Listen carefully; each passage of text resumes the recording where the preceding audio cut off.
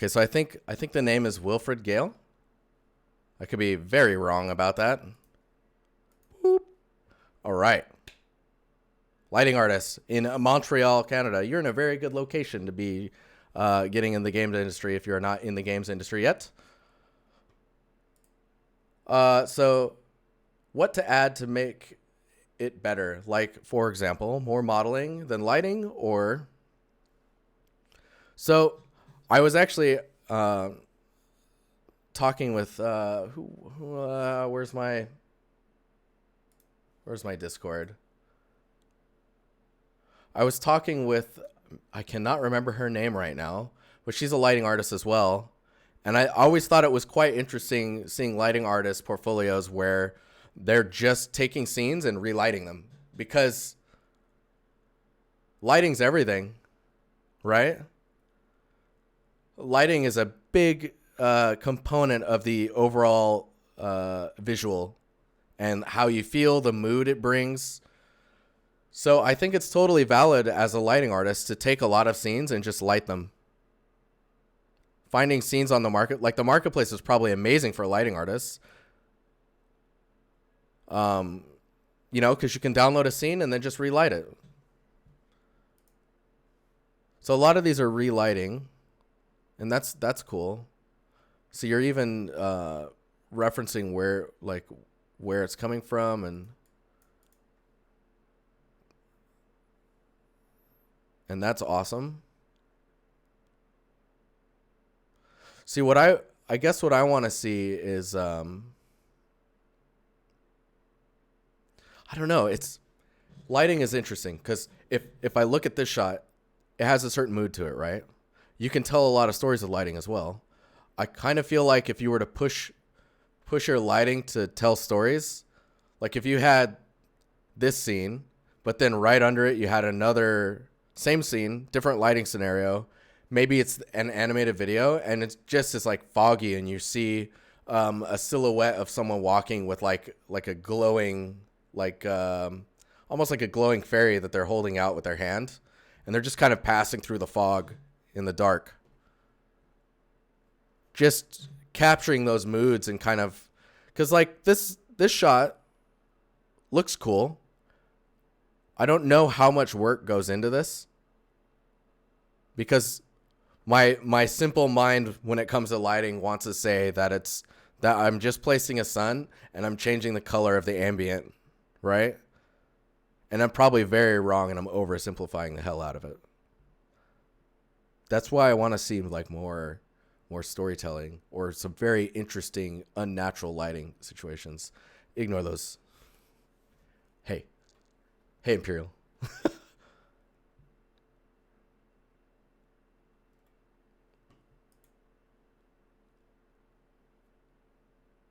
Like this scene, I've seen this scene before for sure. Epic Games Sci-Fi Hallway. Taking this lighting and then making it scary, that's cool. Like this feels safe. Maybe if there's a little blood, it might not feel so scary. But in general, I think the overall look of the lighting seems fine. There's nothing that's sticking out where I'm like, oh, that looks kind of weird. But maybe I'm not educated enough on like how to light in Unreal to understand how to push it. Let's see what this one here. See, this one's cool. It's telling a little bit of a story. There's this weird line here. This is my final project after three years at NAD. Okay, so this is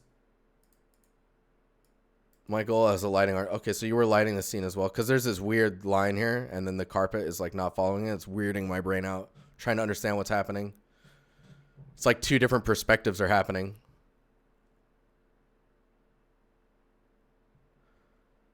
Oh yeah, like Leo's saying, that's a very good point, Leo. Right off the bat, looking at your portfolio and seeing organic sci-fi scenes, natural scenes. What is this one? Oh, I'm getting distracted now. This one's kind of cool looking. Overcast lighting, use abandoned factory scene. I guess it would be interesting to see what the lighting was before you played with it. foggy scenes or overcast are also, I would imagine, very difficult to light because you don't really have shadows to play with. It's more about ambient occlusion and fog to give you that depth. As you can see, it's difficult to get that flatness to go away. In the materials, it's very flat. You're picking some pretty interesting camera angles, though. Dang, these are cool. These cable things. Was a sci-fi vacuum cleaner I saw? Yeah, it was. I think so, anyways. But yeah, I think with a scene like this, it would probably be in your best interest to make like, I'm not seeing any nighttime scenes in here. Taking this one and really bringing it down lighting wise, so it's more of like a really late at night, and that fog and lights like Mitnick and chat is saying would really make the surfaces pop a bit more, and kind of guide your eye and direct you into through the scene. Right now it is very flat because of the overcast lighting. That's why overcast is so good to take pictures in for material reference. So there's no lighting information messing with your albedo capture. You're working on a nighttime scene for your next piece? Awesome. Yeah, because I think that would go. Is this you? Just I'm curious. I don't even know. I don't know. People's names are all different.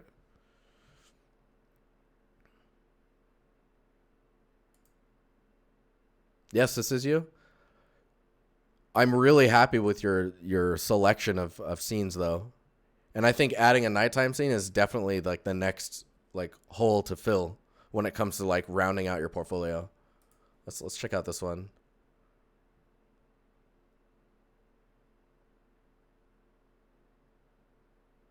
Leo, is this you? Oh, dang, this is cool.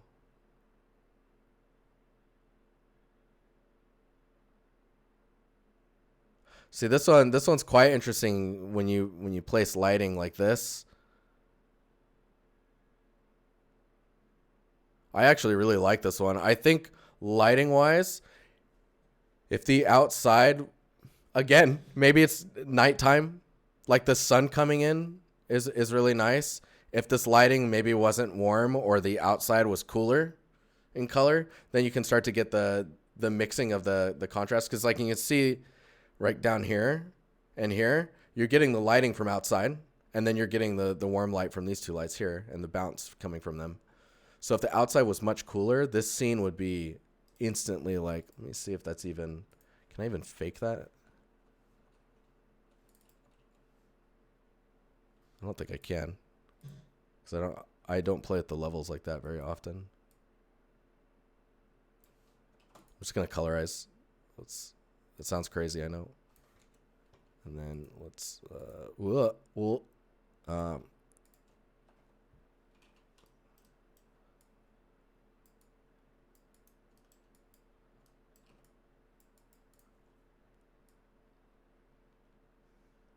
it's just making it black and white. But I think you know what I mean.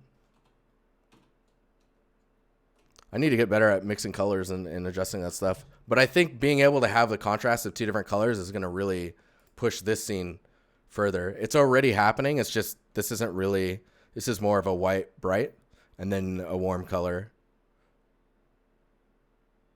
Or like if this was off or flickering and then this screen was just blasting light into the scene. And then it's all nighttime. Maybe the glass is broken, the fabric's blowing in the wind. Oh, man. Stories. All the stories. Oh, these are cool.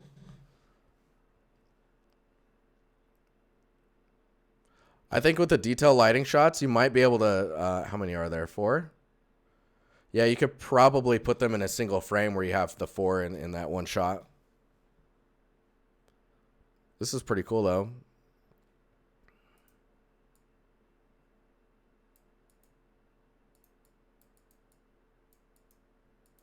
Vapor particles in the mug.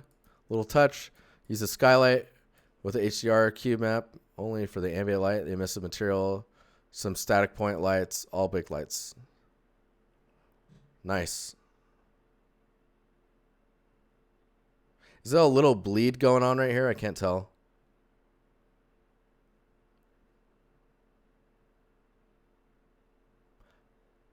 Talking about this light here and here.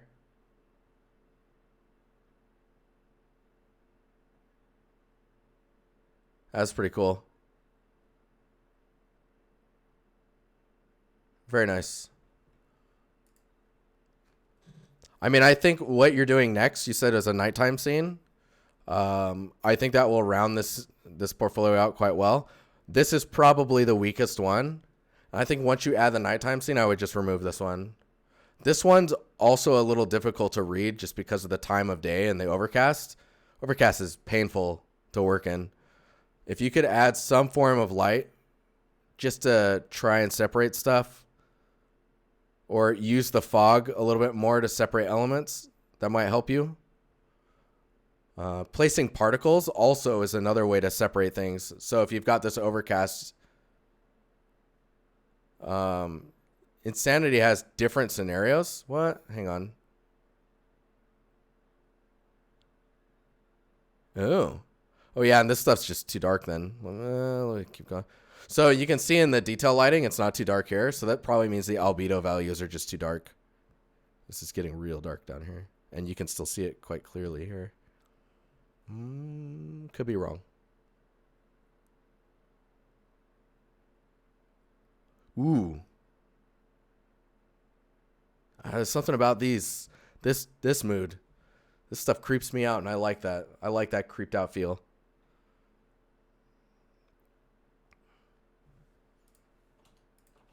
Moody.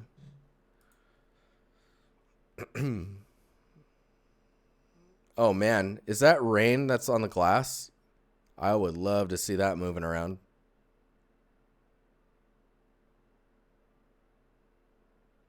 Whoa. I really like this one.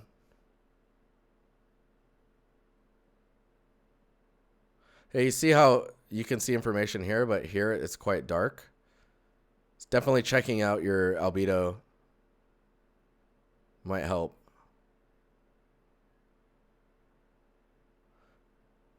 Oh, dang. See? With the two contrasting colors, you just... Maybe another entry and separate out the dark, moody one with the light one so that it isn't missed. Yeah, that's a pretty good idea, Leo. Because like you see, I almost missed all this stuff. Ooh, look at that wall material.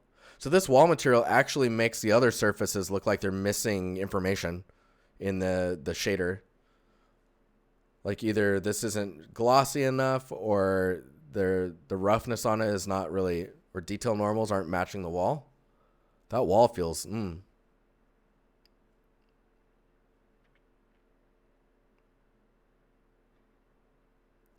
that's super cool though. It's very dark back here. Even here, it's super dark. You don't ever want anything to go full black like this unless it requires a flashlight in gameplay.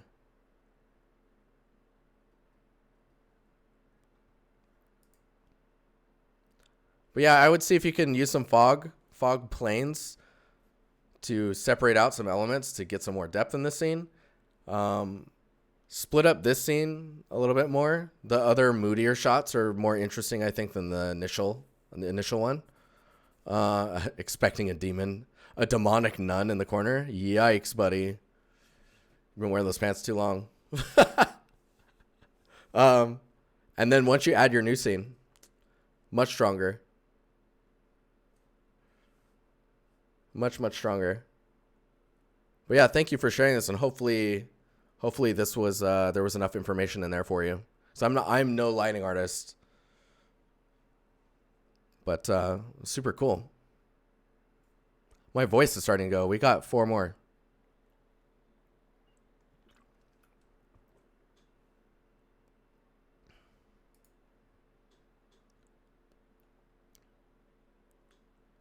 The scene's night and rainy. Oh, dude, I'm excited. I'm excited. Paint me excited.